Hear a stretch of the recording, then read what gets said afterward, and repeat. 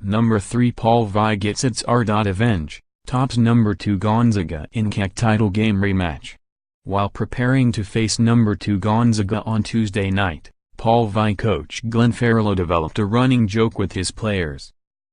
In a nod to his Italian heritage, Farello told the number 3 Panthers he was known for thinking about two things, pasta and revenge.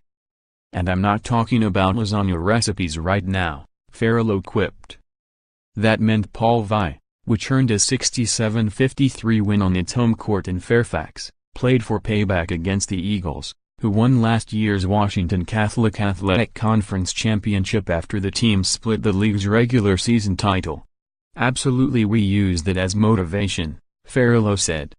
"Obviously, it doesn't take away the sting from last year, and we'll continue to have a chip on our shoulder. This team does have a chip on their shoulder, and I think it's going to continue to drive us."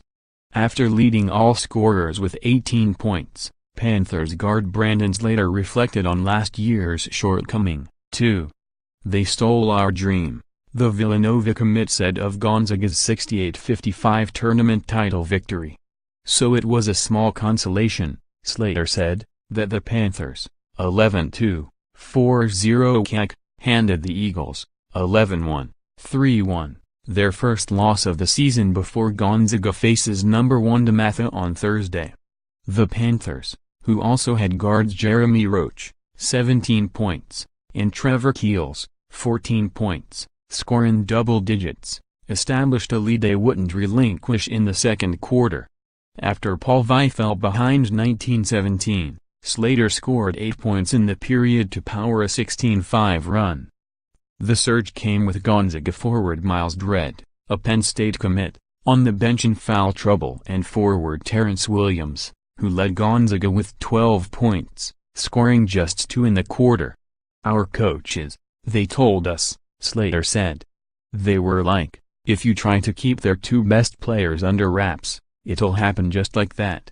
Farello said his players had not capitalized on opposing stars' struggles earlier this season, so he was pleased with their execution in the first of 2 regular season meetings with the Eagles. The second is at Gonzaga on February 9th. Limiting Gonzaga's top players led to another check on what Farello dubbed Paul VI's list.